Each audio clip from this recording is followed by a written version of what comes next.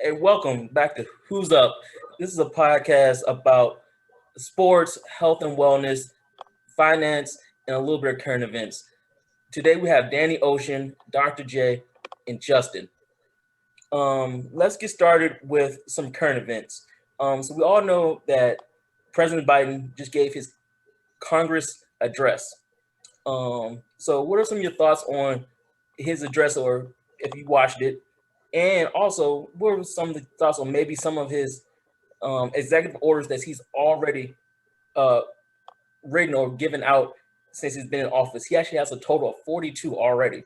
What are your thoughts on that? Busy. This,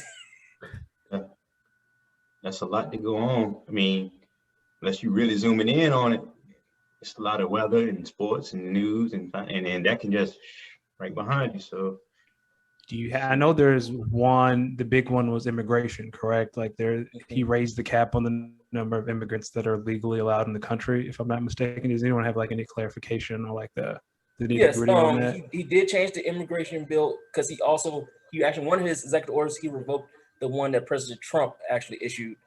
So that was the main one towards immigration. He just revoked the executive order that was in place. And I don't know if you actually caught his address, but from my point of view, his address was more of what he plans to do, not what he has done. So I thought he was more, to me, it was real like political, kind of like trying to sway the Congress to go like, hey, let's get this done. So his main thing was the rescue plan, which has been done, but I think he's still trying to do more. The American Jobs Plan and the American Family Plan are his three big things that he's working on plan-wise. Do you have any like a breakdown of these plans, or did he go into depth, or he's like the rescue plan is about B, yes, family plan is okay, about... so the rescue plan was more about the stimulus package we all got. So it's kind of to bring people out of the COVID dilemma that we were in, trying to get people back to where they were, trying to get the economy back to where it was, to basically rescue the American populace and come on back. The jobs plan is the infrastructure plan. So that's the roads plan to give people jobs, to help people get back on their feet. Is actually for more of the blue collar jobs. I think 80% of them are non-college degrees and 75% of them are non-associate degrees. So you have a lot of jobs for the working class people. A lot of these plans are for the middle class. So we talking like road construction and fixing like plumbing to towns and that type of stuff. Yep, water, roads, anything about the infrastructure of the United States to help build our infrastructure back while giving jobs to the people. Right now, it's an 8-year plan. So, but to me, it's not a permanent fix. I mean, you can hire a whole bunch of people for 8 years, but most people work longer than 8 years. Ooh, so you say it doesn't sound like a permanent fix, does it? No, not to me. I mean, you're right. You can give these people jobs, but 10 years from now, after these roads are done, what you gonna do? You do the roads again? I mean, we have fresh roads. Most roads last 30 to 40 years. That's the plan for them to last that long, at least. So can I stir the pot of world history class for a little bit? Go for it. This the same thing they did with the New Deal to get out of the Great Depression. They was building the hydroelectric dams to bring electricity everywhere instead of maybe a high-speed rail to improve transportation. They were installing a lot of the interstates, and Medicare came about and some of the welfare that we have, but it was supposed to be temporary. Yeah. And we fast forward now, we got people that's been on Medicare 30 and 40 years. So we're gonna have to maybe deal with some of that same kind of turnaround again, I guess. Yeah, back to that New Deal thing. I know we're all from ODU. Do you know the first ODU football stadium was a part of that New Deal plan? That's how they built that. Wow. Yeah, that's some history right there. Yeah, you drop some knowledge right there. Thank you. That's DJ. Aaron Rodgers and Jeopardy right there. Yeah, that is $10,000 Jeopardy prize. Yeah, that's definitely double Jeopardy. We win the game on that one. So TJ, I have a question. Do you think this plan is President Biden's way of offering an olive branch to maybe some Trump supporters who are viewed as middle working blue collar class people, or is this more so of a, hey, we're all in this together? I think it's more of a hey, we're all listening together, because I think he really stood on hey, he's for the middle class, and we are one America.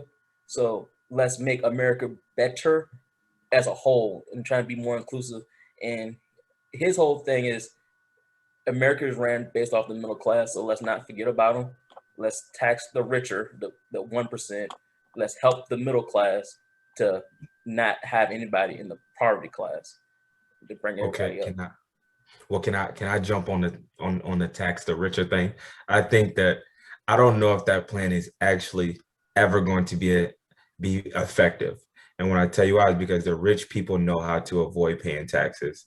They know how to diversify their assets. They know how to write off expenses and take all the deductions they can take. So in my opinion, I feel like the middle class is actually the class of people who are actually paying the most taxes, because we don't have humongous deductions. Either we take the, what is it, $24,400 or $24,600 standard deduction or something like that.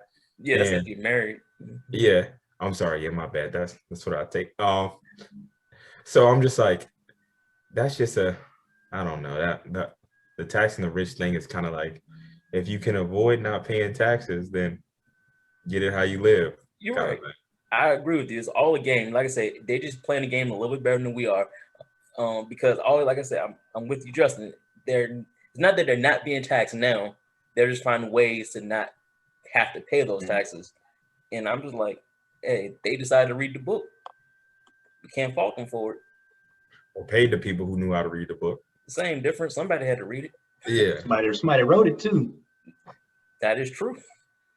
But I mean, at the same time, let's call it like it is. If you work hard to get to where you get to, you don't want the government taking your money all the time and then it's going to who knows where, somebody's pocket that's not working for it, whether that's the white collar not working for it, the top politician, or if it's somebody with zero ambition in life. You know what I'm saying? So somebody, you got a little give and take to it where you really don't want to get too bent up out of shape about it, because they worked hard to get where they're supposed to be.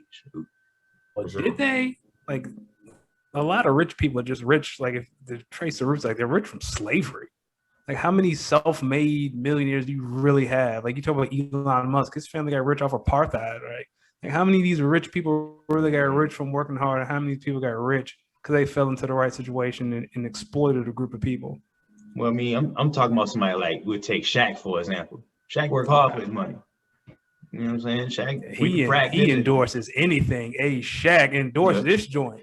I'm talking about, but think about it though. How many practices he ran with feet looking like who knows what to get to that point? You see what I'm saying? That's what I'm talking about. That kind of I work hard for. Like, not of course, apartheid money. Yeah, I need to hold some of that. You gonna give me a reparation? Yeah, I read a stat somewhere. I don't want to get it too wrong, but I think the stat was only 10% of all millionaires were like inherited money. It's actually not that many. It's more self-made millionaires than our inherited money, because there's only really like 5 major like big families who actually have that long time trust fund money. Yeah. Because when we're talking about millionaires, it's different than somebody like, I had life insurance. My parents left me $1 million. That's not going to last you unless you really invest it correctly. Yeah. But you about to die too. Billions. Yeah. Yeah.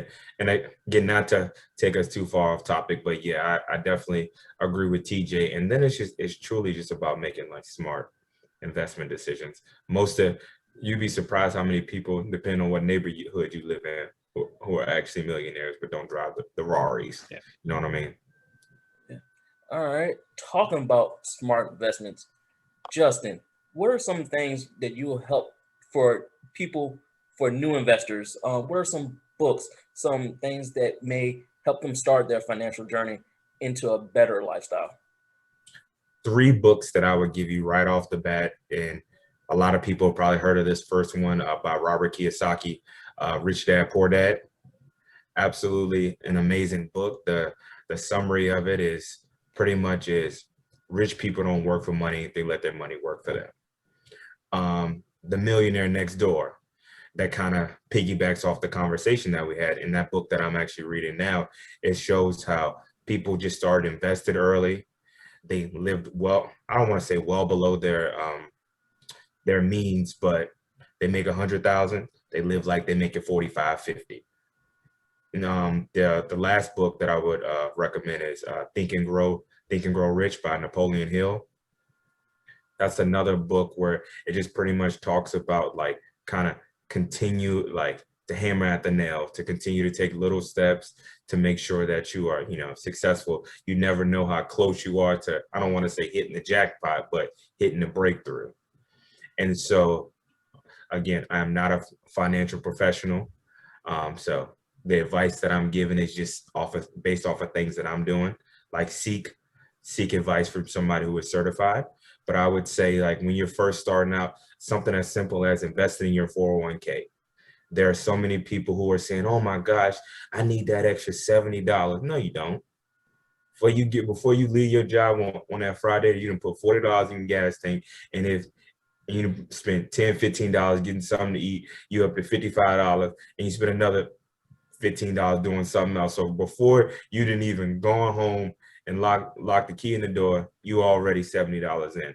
And that's just kind of an example. Another thing, so one of the benefits from 401ks is your employee matches it, where they say, you know what, thank you, TJ, thank you, Danny Ocean, thank you, Dr. J, for working with our company. We're gonna say, hey, we want you to save your money, so we're gonna match you at a 3%.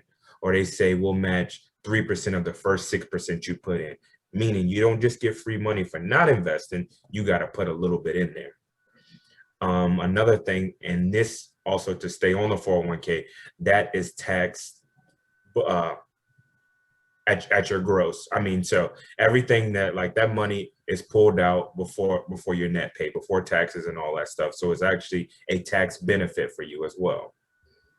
The next one that I would talk about is an IRA, and it's an individual retirement account.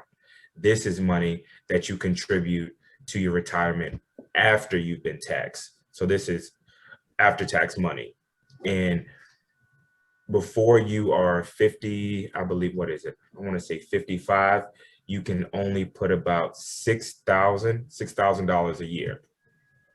And after then, they will let you put about, I want to say almost $7,000 a year as a way to say, hey, we know you started a little late. Let's let you catch up. And so, and also another kind of safe bet that I would say is mutual funds. And a mutual fund is just a combination of a different like category. Maybe it's a tech company, maybe it's an automobile company, maybe it's a cannabis company, maybe it's department stores. And a mutual fund is a collection of all of those particular companies in a particular sector. So let's just do technology. Let's say it's Apple, let's say it's Microsoft, and let's say it's Google. Instead of having to buy all of those stocks, you can buy a mutual fund that has a little percentage of each one. So that's a way to be like, yeah, I own a little Apple. When you may not have to pay the actual $138 per share Apple price, you may be able to get a mutual fund that includes it in there for $85. So it's just a way to kind of get your feet wet while also not having to spend a boatload of money. But the biggest thing with mutual funds, it diversifies your investments. Yeah. So I also agree with even before you get into investing, I really think you have to have a strong like savings plan and a budget set in place first. Because if you don't know how to budget your money, you're really not going to be a great investor, or you're just going to invest money that you're going to need for bills and have to pull it out later. So I really think getting that good savings plan up first is a great start. And like I say, setting that budget up is a great way to start. And back on the books thing, another great book I've read is called The Black Titan. It's actually about the first Black billionaire, I think it was. That's a great book just for our history. I mean, just to read that and see the different businesses he was in and how he used everything from funeral homes to real estate to gain his empire at such a time where, it just is fresh out of slavery almost. So, wow. Yeah. And another book that I'm actually reading now is the Millionaire Fast Lane. It's another great book. It's a mindset book. What's the name of it again? I'm sorry. The Millionaire Fast Lane. Okay. That's like, okay. Yeah, that and one last one that I'll have to add to that list is the compound effect. It's not really one of those investment type books, Mhm. but it's a mindset book. How just trying to show you how doing little things repetitively turns into big things. Basically, how compounding really works. It covers everything from exercise to money as well. So I think it's just a great book, just showing how start by doing little things. In 10, 20 years from now, you'll be amazed at the effect that it has on your life. Yeah, for sure. And to kind of jump back on what you were saying about the emergency fund and a budget, um, you need to create a budget first to determine how much you actually need in an emergency fund. Most people recommend that you have 6 months worth of expenses in an emergency fund. Or if you can't do that, start off with saying, let me save $1,000. Let me save $1,000. And then so once you save that, then you kind of be like, okay, well, let's say my expenses are $2,000 a month. And so 2 times 6 is 12. So you want to try and save $12,000. And so again, people may look at that number like, oh my God, that number is so expensive. That's just so much money. Again, once you do that budget and you break down, what am I spending on Starbucks? How many times have I gone to Chipotle? I know Chick-fil-A know me by first name basis. How many times am I going through that? I know myself personally, my wife and I did a budget and I saw we spending $400-$500 eating out, and I almost had a heart attack. But we do it every single month, and I keep getting revived back. But it's one of those things where if you have the money and you set aside for it, then you can count it as a part of your budget. But at the end of the day, just live below your means. I'm not saying you gotta live poor, but again, one of my finance professors told me, she was like, if you make $1 million a year and you spend 1.2 million, you will always be broke. So it's not about how much you make, it's about how much you keep. Yeah, Y'all got any questions? yeah. Back to the budget thing. A way to help, like say, with that saving part. I know me personally, I set up an allotment. So when I get paid, my savings and bills and stuff already comes out. So that check I get is a lot smaller than what I'm supposed to get, but all that stuff's already taken care of. So when I get paid every other Friday, I know what I have to spend, and all my actual things are taken care of. So it's a way for me to stay on top of myself. So do you guys like have a website or like some sort of worksheet people can go to create a budget and maybe explain how a budget should be broken down and how much should go into savings and XYZ? Like, do you have any like a website or any tips or anything where Yeah. people can do that? Yeah, I got one. It's called Mint. And Mm. so Mint allows you to categorize everything. I got my card note, I got investments, I got food and restaurants, I got entertainment. So if you go on Mint, it'll actually connect to your bank account. So it's not like you have to be like, oh, well, I remember I went to Chick-fil-A on Thursday. How much was that? It'll automatically put it to like maybe a restaurant or a fast food line item. And so you can almost, and then after you see kind of on a monthly basis, you can say, all right, well, I think based upon what my rent or mortgage is, based upon what my fast food budget is, based upon like all of these things. And then after you see what your kind of bottom line number is, let's say you get $2,000 a month, you got $1,600 in bills. Let's say you want to say, all right, well, the remaining money of the 400, I want to save 10% of that, $40. Again, you got to start somewhere, but $4 over 12 months is what, $480. And so if you continue to kind of keep doing stuff like that, like that's really how you start to build an emergency fund. And I read in this book that it's not an emergency if you can write a check for it. That is so true. So, If you're building it slowly, I guess the other safety net should be, you shouldn't have an emergency all the time, right? Everything shouldn't be a panic. So if we're making good decisions along with all this stuff, then something have to calm down right along the way. yeah. To almost kind of get personal, do each one of y'all have a budget? Do you know what you're spending every month? I'm gonna go with you first, Dr. J. You know what you're spending every month? Yeah, ridiculous amounts of money. Man, I'll be honest with you, it's out of order. It's Yeah. out of order altogether. So, but that's why we doing what we doing now. We're making a play to make, because I was gonna say the elephant in the room is all this stuff sound good. You gotta have the income to do it. So here we are. What about you, Danny? Ocean? You got a budget? I do have a budget, but I really like the idea. TJ mentioned about just having it allotted. Like I know, like when I do get paid, like savings and stuff, but not to the bills. So it's kind of tempting.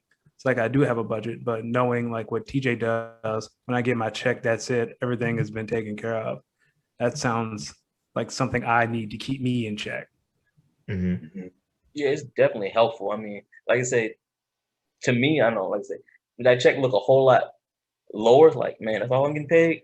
But at the same time, in the back of my head, mortgage paid for, Yeah. electric paid for, savings is done. Like, you know, investment account is done. That automatically comes out. So Yeah, that sounds like the move.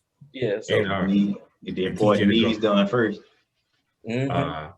TJ, then go back on with yours. Can you go into a little bit more detail? Do you have it like if your mortgage is $1,000, do you have it taken out $500 per paycheck? Like, do you have it split out based upon when that bill is due? Like, if your mortgage is due in the beginning of the month, you can't take out a half here and a half later. So almost like kind of tell our audience like what helps you the best. Yeah, well, I have a couple different accounts set up. So let's just do the mortgage account. So I actually put more money than I need to in my mortgage account. So when I started my account, I put a couple $1,000s in there. So and then I took my mortgage bill and my the homeowners association and put all that, figure out what that was gonna be for the month, divide it in two because we get paid every 2 weeks. So then that money goes in there every 2 weeks, but it'll never go lower or never need to because I started out with a good amount to begin with. Mhm. So it'll always ride, and I put more towards it. So it's like, say I need $2,000 for it all, I put 2,500. So it will always be more than enough. You put 2,500 on a monthly basis? Yes. Oh, okay. Hey, where you work? What was I about to say?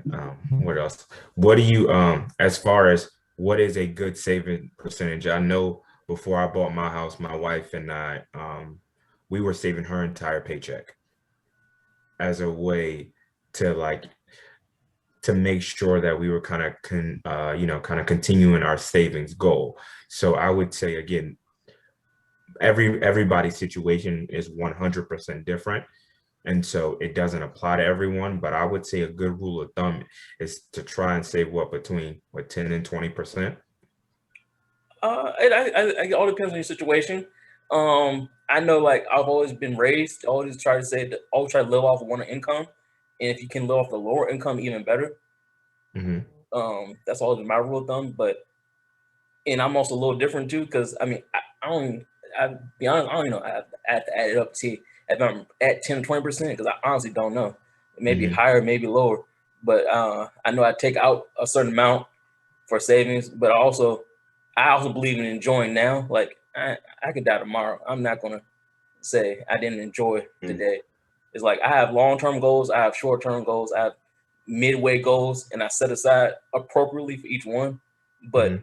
if I did go tomorrow, I'm definitely gonna say I enjoyed my life and I enjoyed everything. Like I didn't go. I'm never gonna go without. Just be like, oh, I'm gonna save for this.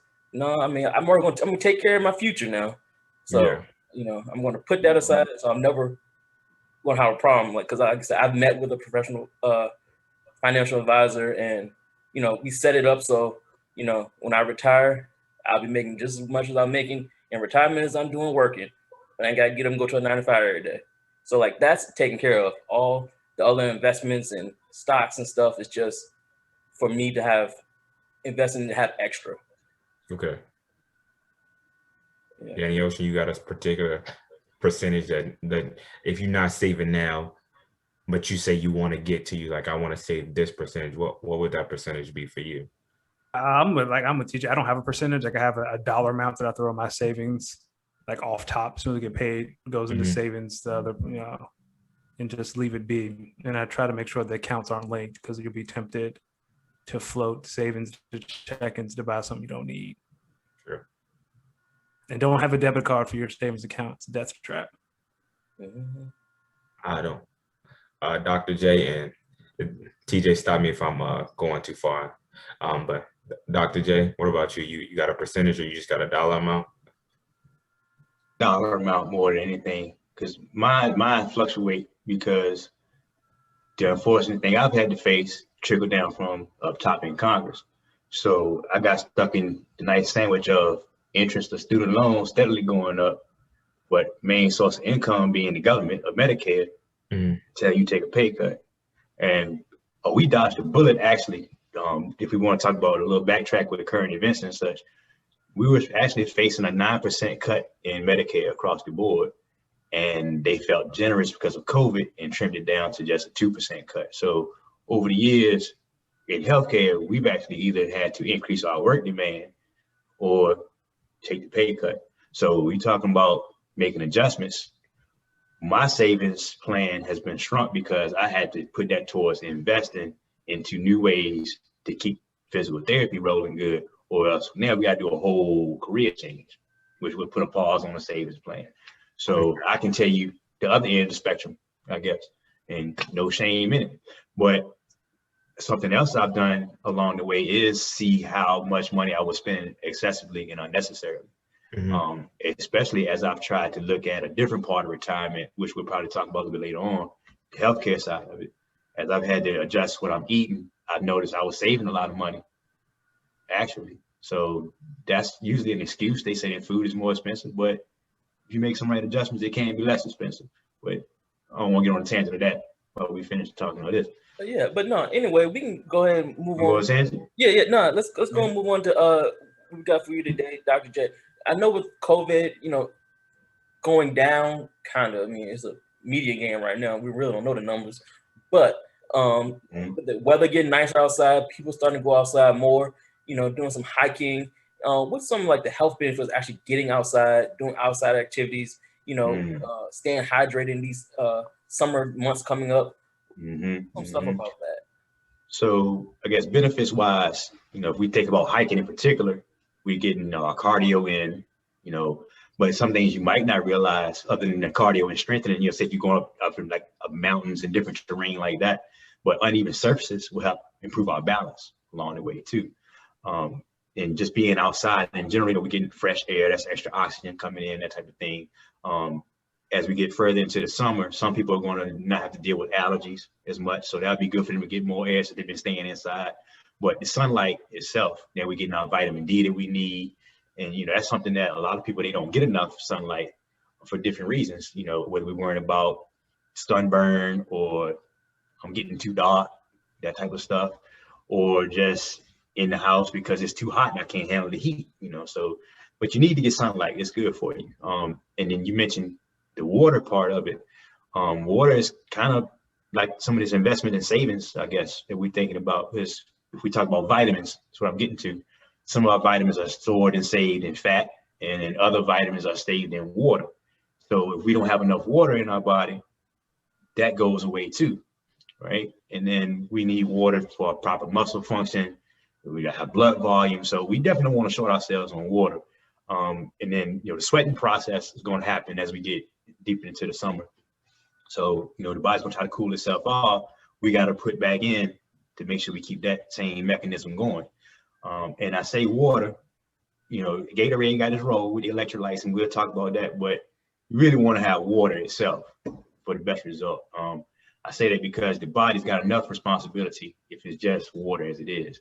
Now we adding in all these fruits with extra, not fruit, but juices and sodas and things like that with extra sugar in it and other elements to it. But now the body's got to work to get that filtered just to get the water properties out of it to do what it's going to do with the water. So it's just adding work to us. Not that we can't have these things in life, but we want to make sure that we take care of the important stuff first, just like we talk about with this money.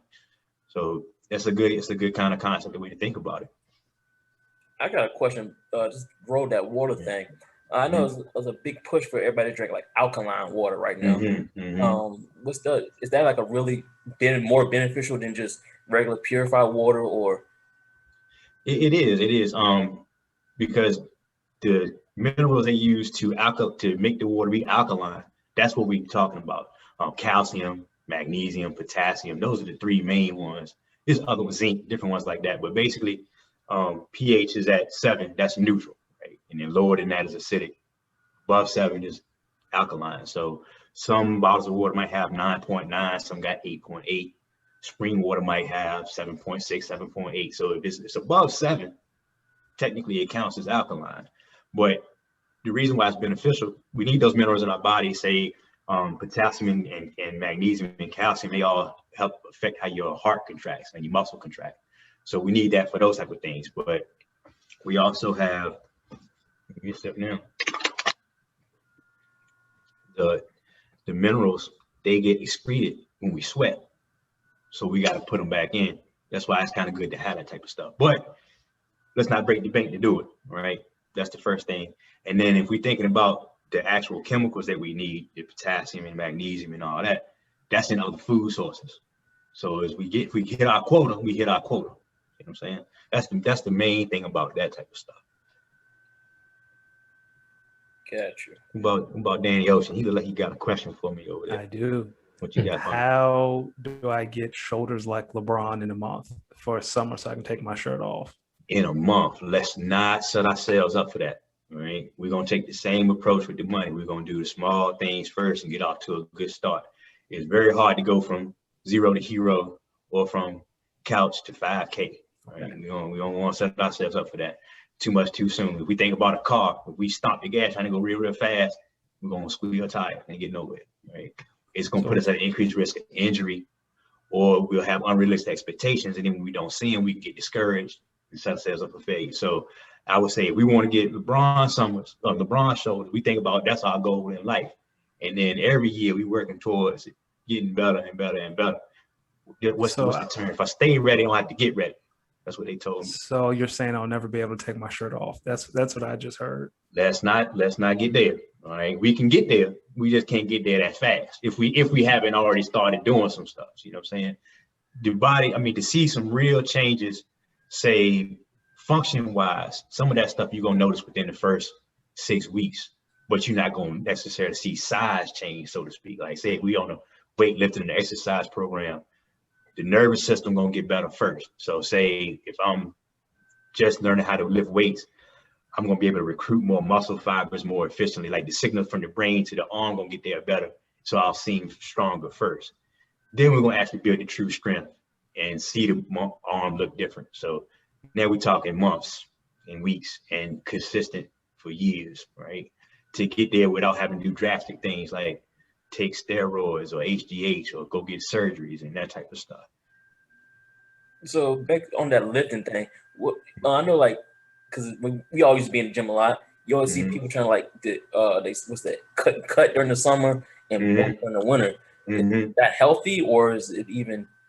Well, I guess you can try to get more individualized, right? And try to figure out what your actual goal is. It's the way it presented to us in strength and conditioning training, you want to have it on a periodized system, right? So say you'll start out lifting weights and with cardio mixed in, right?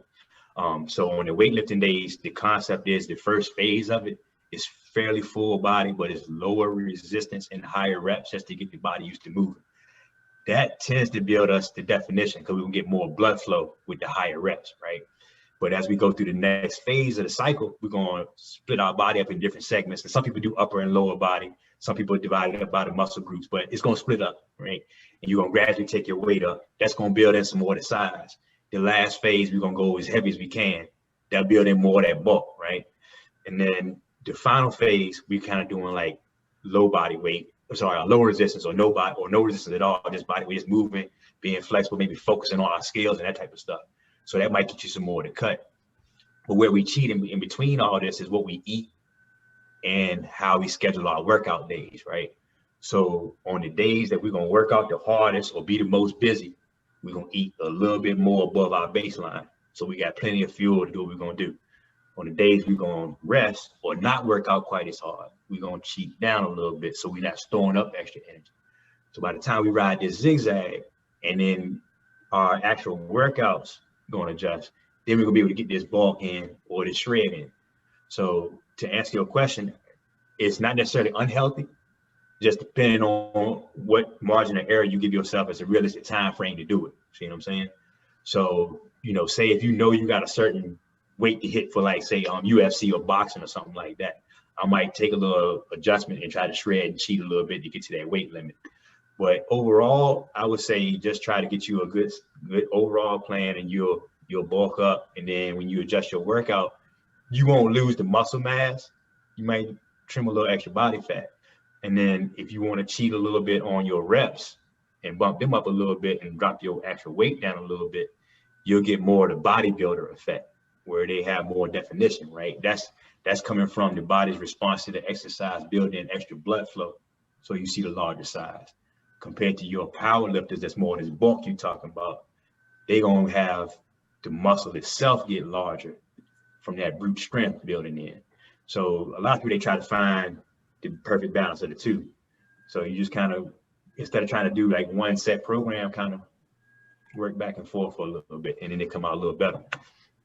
Who about Jay Hayden? You got a question down there for him? Yeah, you speaking my language. I'm all about that. Right. That weightlifting and stuff like that. My question to you is, do you think that with lifting and stuff, should you sprinkle in fasting?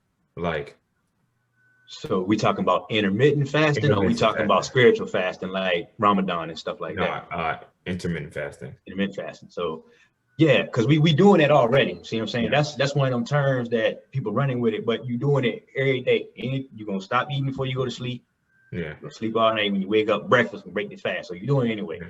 So I would say what we're looking at now is, what's my priority?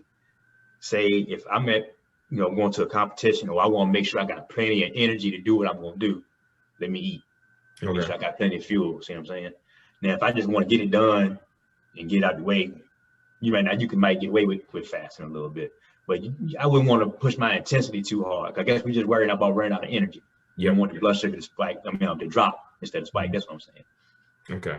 But other than that, it's not necessarily wrong.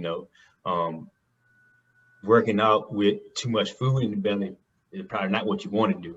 Yeah. It's not going to digest well. We can't breathe as good. You get the little cramp, your intercostal muscles, all that kind of stuff. So yeah. So you want to be on an empty stomach, but you don't necessarily have to be fasting, so to speak, though. Yeah, because I normally always eat dinner before I go to the gym. So if I eat an extra taco, I could do an extra couple, crunches or extra bench presses and stuff like that to try and get it out. But what was my question? What is a good exercise for the rotator cuff? Okay, so rotator cuff got 4 different muscles, right? Okay. So if one that's in the front, that's the infraspinatus. That's going to be basically on the inner surface of your shoulder blade. I wish I had my diagram, but long story short, that one's going to be working internal rotation, right? Mm-hmm. So we can put a pillow or something under the arm, and then the resistance is going to be, I'm going to stand up for a second and adjust my camera so y'all can see. So the resistance is going to be out. The pillow's under here, and I'm pulling into the middle, right? Okay. We can do that at the side, and we can go eventually to 90 when we function, right? We throwing the ball, we shooting overhead, right? So internal rotation for one side, and then external rotation for the other side, right? Okay. So now the resistance is going to be on this side, and I'm rotating away, or I'm pulling away, right? Okay. So, with that, what is the pillow for? The pillow is going to help basically keep the humerus shoulder bone. It's going to help keep that in the right plane. Some people, they'll do it out this far, and it actually makes the muscles have to work a little harder. Some people, it's like collapsing all the way in, and the muscles get to go on vacation and rely more on the bone structure. So we kind of put it in a sweet spot to get the maximum function out of it. But that's one way to do it, like isolated, right? Mm-hmm. Say if you're doing rows, rotator cuff going to be active, right? If you're doing lat pull down, it's going to be active. So if you train your back muscles doing any kind of pulls, for the most part, that'll help be activating the rotator cuff then. And again, it'd be more functional too. Okay. All right, sounds good. Let's get into some sports with Danny Ocean. I know the NBA season's coming to an end, and everybody's talking about this new playoff format. What's your thoughts on that, Danny? So your man's LeBron, since you three are Laker fans, was in these streets the other day, and he was like, whoever created this play-in tournament should be fired, right? Because now the Lakers might have to participate in it because they've had injuries. But let's see, where are the standings? If the playoffs started today, your play-in tournament would be the Blazers and the Warriors, and then the Grizzlies and the Spurs. Because right now the Lakers are 6 by the hair on their chinny chin chin, so they're not in the play-in right now. And then in the East, who we got? You got the Celtics and Hornets and the Pacers and the Wizards. Those 6 and 7.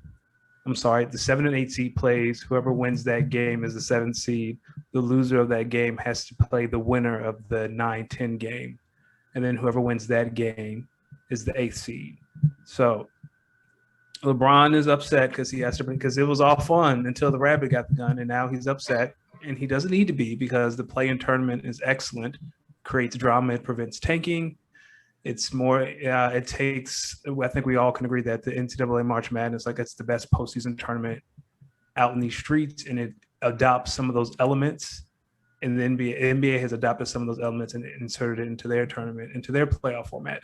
So now we have a little bit of March Madness in June and July, which is always a good thing. So I know he's upset, but it's good for basketball. It's good for league. It's good for fans. And since you guys are here and are Laker fans, I want to run over some scenarios with you guys because LeBron is out.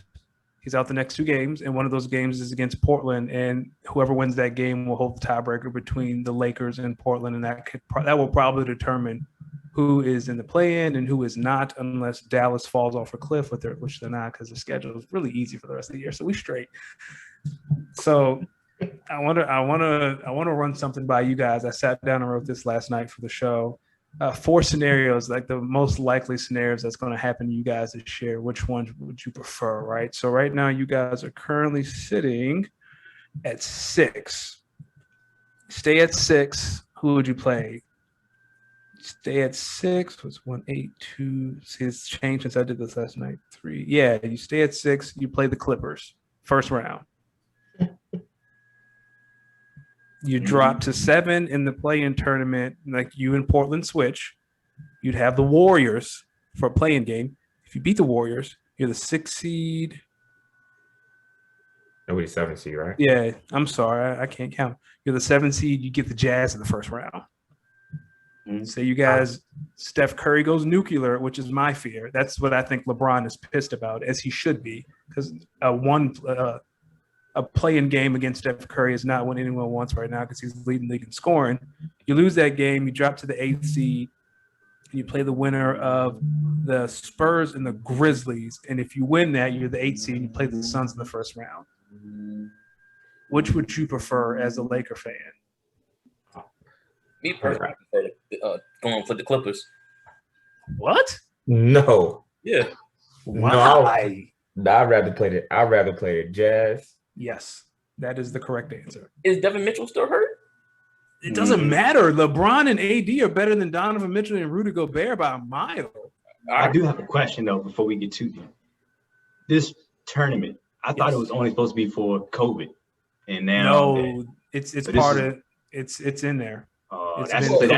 I could see the gripe there. I thought this was a little side shit. But it's good for the league though. So now you have 10 seeds. So how many? There are 15 teams in each conference. Now there's a legit chance for 12 teams right now to get into the play, and that prevents tanking. So now, like it's good, and it creates drama. Like who wouldn't want to see LeBron and Steph Curry for the 8th seed? Yeah. I mean, yeah, because y'all scared. But I'm saying I saw the whisper occur. I see Curry in a Lakers jersey very soon. Well, I mean that might be true, but he's sending you home this year. Mm-hmm. Not a shot in the world. Mm-hmm. Okay. Steph, not by himself for real. The man is averaging 35 a game. I don't care how much he averages. That's not playing against the Lakers with the playoffs on the line. I mean, let's be for real now. We're gonna take LeBron and AD. I mean, tell me Steph Curry can't go nuclear and drop 50. And he can do it. He can and he will. He did. But the rest of the team. All right then. Who guarding Steph? If you say Alex Caruso, no, that's what I'm saying. That's what I'm saying. Steph, get 50. That's only 50 points. I don't trust the rest of your team to get more than 40. I mean, get more than 20 put together. Yeah, they ain't doing that. That's my point. Curry can do what he wanted to do. I'm not scared of ODU alumni. Bazemore, go sit down. It's been a good ride. All right. Draymond, go sit down. It's been a good ride. Clay already sitting down. See what I'm saying? That's where I'm at with mine on it. If Clay if he's on fire, you guys are going to throw all your resources at stopping him, which is going to leave open shooters and open cutters beneath the basket. Right? Like he's going to do more than just drop 50. If he get 100 points, he deserves to win. He might. Yeah, they will be clear back for the playoffs if they want to put him in there. Yeah, they ain't gonna do that. I think there's a lot of load management going on right now. Because you can't just say I'm not playing tonight unless you Kyrie Irving. See what I'm saying? Yeah. So they got a little finesse going. Like now, high ankle sprain is a pain in the butt to get over. Like I'm not gonna slight that. And Achilles tendinopathy that AD dealing with, that's nothing slight. So, but at the same time, if I need an extra day off, I ain't going to work. The correct answer is we want to play the Utah Jazz by any means necessary. Correct. I mean, look, I might be arrogant, but I ain't scared of none of them. I don't care who it is. You arrogant. You absolutely arrogant. We talking about Chris matchups. Paul, I mean, let's put it like this. I've seen the Jazz. I've never been scared of that franchise ever in my life. And then Chris Paul and Devin Booker, all right, they cool. Oh, but Chris Paul, we gonna go as far as that hamstring go. You don't want to see Book. Book need to get whispered to as well. Come on, Hollywood. He just signed that extension.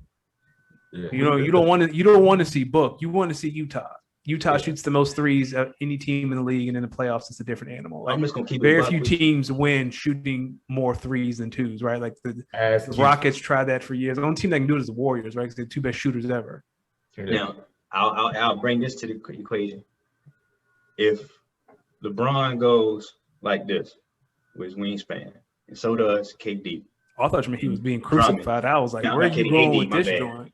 AD and Drummond and LeBron and y'all gonna start talking about Drummond like he good. I'm so sick of that. I'm so sick of listening to y'all talking about Andre Drummond.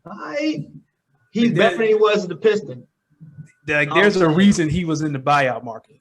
Like, y'all act like he just fell out the sky. That man. All right, go ahead, Marlon. Go. I'm not asking him to carry the team. I'm just asking him to deter some drives to the basket.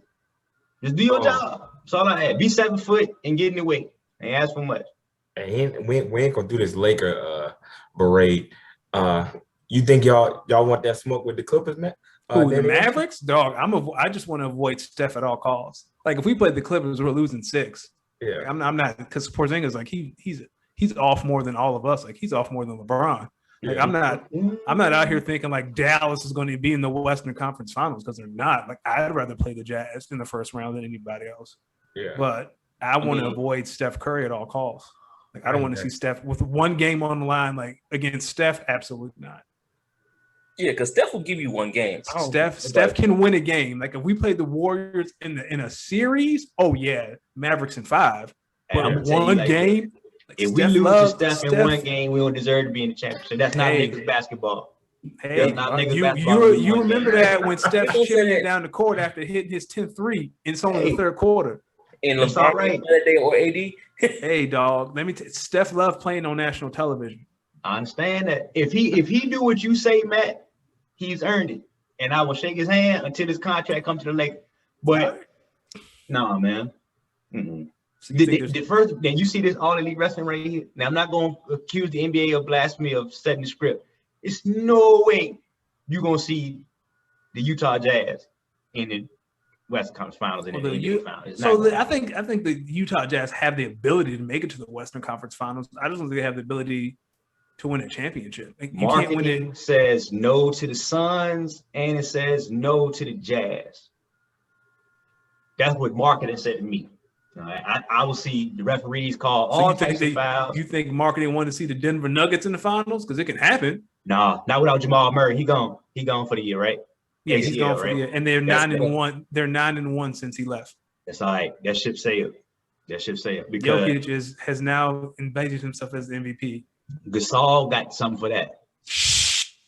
Gasol locked him up last game. Locked him up. Because he don't fall for the pump fake. Get me off this call, man. Get me. This man gonna sit here and look me in my face and say, "Old man Marc Gasol got something for the MVP of the league." Man, You saw the game the other night. Over a 7-game series, Jokic would eat that man alive. What Jokic average? Hey, I think he's top 5 in score. I don't know his numbers, but he's top 5. All I need him to score is 5 points under his average. I think he's 31, 10, and 8. Like Jokic is on the verge of averaging a triple double. And you think Marc Gasol at 30-something years old got something? Look, you said 31 and 10, right? 31 and 10. Let him get 25 and 7. Dog, if I'm Michael Porter Jr. and I see Marc Gasol on Jokic, just barbecue chicken time, homie. Eat that man alive, dog. All I need is this much of a contract. And then Jokic can pull that man behind the 3-point line and eat it. That's what Marc Gasol was doing, pulling Jokic away from the pray basket. to God Almighty. What's going on tonight? That Marc Gasol is not your main defender on Jokic. You better pray to Jesus tonight. And then this is without LeBron. Okay, now like I say, we know the king gonna play. Y'all in these streets taking regular season games too seriously. It's easy to be the man on a Tuesday night on the second hand of a back-to-back. And it's also easy to think that your team gonna win when the King James is sitting on load management resting. Like this. You think LeBron's not going to be 100% though? He's not. I don't care how much load management. He's not going to be 90. He's going to be 75. Man played 2 games. You saw those 2 games. Like he looked terrible. He's nowhere near healthy. Like he's at 60. LeBron come back strong. How about that? LeBron gonna come back. You're gonna get 75% LeBron. You need to wrap your head around that today. That's more than enough. Somebody on the 30 right now. At 36. More than enough, man. More than 36. All I need him to be is on the floor and contribute. Oh, is Anthony Davis fully healthy? Did I miss that? Because if AD is fully healthy, absolutely. Like a full 100 AD and the 75% LeBron, sure. I'm with you. Watch this. Disrespect right now to the Phoenix Suns. Disrespect right now to the Utah Jazz, and disrespect to the LA Clippers. Anybody else, I don't even consider them, but them the 3 teams right there. Full disrespect. You feel free to contact me if we lose to them. You want no parts of the Clippers right now. Nope. Actually, I'd rather play the Clippers. George, he gonna disappear in the playoff like he always do. Kawhi put the Raptors on his back and won a championship. But I'd rather play the Clippers. Because I believe you rather play the Utah Jazz. I don't know. Y'all out here. Y'all crazy. Hey, don't put me in y'all. I said no. I don't think that. Y'all crazy. It don't matter who it is. Guess what? We not playing in the past. Man, no, let's go. If it was a fifth, we all be drunk right now. Come on. Jokic got 3 fouls already, man. You don't understand these things? He already in foul trouble, man. Who he fouling? Who he got to foul on your team? Who? He's gonna be in foul trouble. You understand, man? You watch the Lakers. You in these streets betting money on the playoff series, hoping he get 3 fouls in the first quarter. Boy, you done already lost. Look at LeBron. You out here hoping someone foul out of a game so you have a chance to win. You done lost already. I've seen worse. I'm just telling you by hook or by crook. You get the Lakers versus Brooklyn Nets or Lakers against. Oh, it's gonna be the Sixers in the finals. The Sixers. It's gonna be the Sixers. Ain't no doubt about that. But I got a feeling the whistle gonna get us Brooklyn against the Lakers, because that's what gonna make the money. Man, I'm just waiting to see what the Hornets gonna do in these playoffs. Ooh. Hey, free Lonzo. Lose? The Hornets gonna lose. That's what they're gonna do in the playoffs. I think were they fifth? Hold on. Fifth, 6th seed, I think. The Hornets are the 8th seed. So now they would have to play the Celtics for the 7th seed. No, yeah. No, they ain't got the take. They don't have the. I'm not gonna disrespect Jason Tatum like that, even though he low. He needs to start mentioning the same breath as Luka Doncic. I know that much. That conversation is dead. I agree with that. So yeah, Hornets play the Celtics. They lose that. Then they have to play the winner of Pacers Wizards. So they're probably the Wizards. They might lose that game. Westbrook. What y'all think about your boy Domantas Sabonis with the Pacers? Whoever game he stole like Space Jam, he need to give it back. Man had a triple-double in the first half the other night. They dropped 152. I mean, he come from NBA, like that's been overseas, you know what I'm saying? He was developed early. So his dad was nice though. Yeah, that's what I'm saying. And he got the heritage, like, you know what I'm saying? He'd be a Yes, great sir. second fiddle to Luka Doncic. Y'all can just go all Europe. Oh, wait a minute. I just remember something. Schroeder, What the about X him? Factor. Forgot he out there in Hollywood. Ain't he hurt? He got Yeah, COVID. yeah, He health- got Y'all, COVID. Oh. y'all out here putting your money on Dennis Schroeder and Alex Caruso, and I'm supposed to be like, "Yep, y'all winning the chip." You see the hardware? We got it already. This They ain't the got bubble, one. baby. This ain't the bubble. All right. They're gonna This make it even better. There This gonna be no man excuse got then. on wax and looked us in the face and said, "Yeah, Jokic wants no parts of Marc Gasol." Like, what? You get All right. good. But that Okay, was a but great conversation for tonight because I know Right. people got other things to do. So thank y'all for joining us. Please like, subscribe, follow us, Instagram, Who's Up Podcast. We will post some of those books coming up. So if y'all want to give them a read, that's cool. Let's look forward to these next playoff games and hope to see y'all next time. Y'all have a great night. All right. Marc Gasol.